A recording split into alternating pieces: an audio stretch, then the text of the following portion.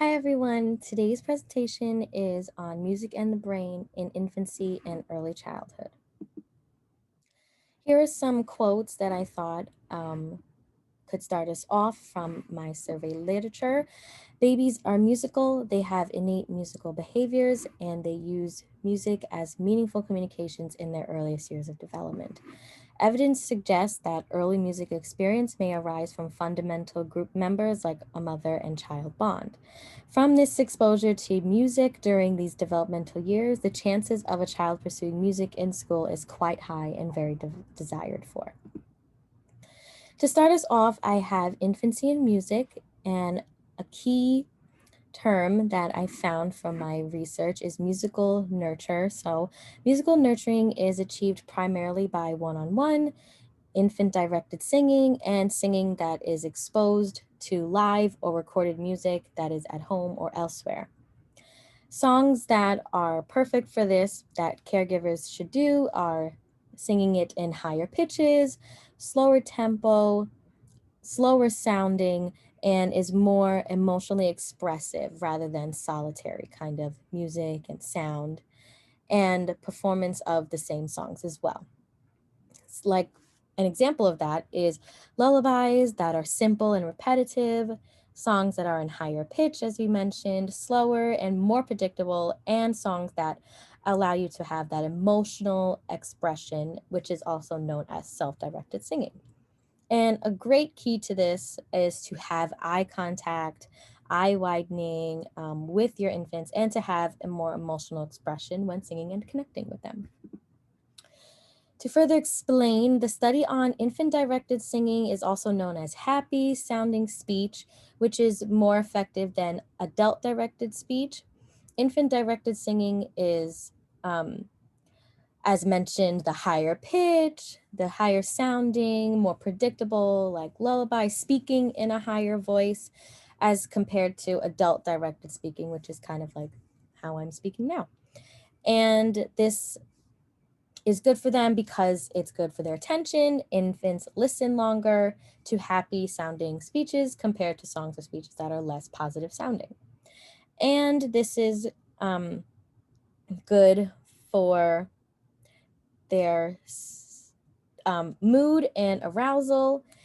And this helps with sustaining their composure and averting from any kind of stress. As we dive into early childhood and music, a big thing that I want to express here is children's ability to learn and succeed in school begins prenatally when the developmental of the brain. As we've just mentioned, that is crucial and helps to prepare students as they go into preschool and early childhood education.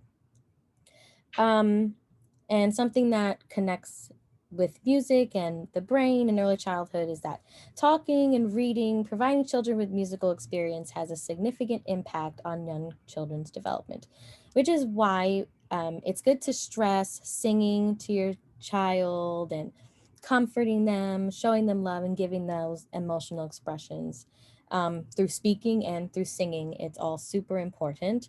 Something that I want to share is a research study.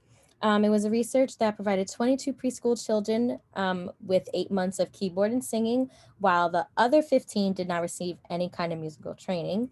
And the results were the spatial reasoning of the two groups of the children were compared, and the children who received lessons scored significantly higher on an object assembly task, which is, as stated here, children arrange pieces to puzzle to form a meaningful whole than those who had not received training. So, furthermore, the group that was exposed to music improved on an object assembly task after just 4 months of training. So, I provided this to further solidify how important music is for the brain and for development. Early childhood and the brain. These are some quotes that I found through various articles that I truly liked. And it's something that I'm pretty sure we're all familiar with, especially this first one. This first one, in the initial stages of life, Children's brains are similar to a sponge soaking up liquids. I'm sure we've heard that many times. Music creates neurological magic. A child's brain develops faster with exposure to music education. The claim is simple: if children learn an instrument, they will do better in core curriculum learning too. The area of the brain that processes musical sounds is presumed to be also responsible for auditory processing in languages, reading skills, and so on. Now, to tie this all together, as there was a lot of information to take on, I provided ways in which that we can just connect these developmental years as educators and as parents that I've known that are in this class as well. Something to just think about. And I'm sure many of you already do this from last week's presentation that I really enjoyed. But here is some things that I've gathered from it that I find important. So, from birth and even before birth, children are immersed in the sounds of language. So, why not expose them to the language of music? It is now known that the cognitive demands of something as complex as language or music occurs in both hemispheres of the brain, which helps to seek making meaning for music. Just as primary caregivers and others speak to children consistently, they should also sing to children consistently. And lastly, the development of ear comprehension precedes reading, writing, or grammatical structure education. These models of learning language can be applied to the developmental of music literacy. And that is my presentation, and I look forward to diving into this more with your questions. I hope you enjoyed.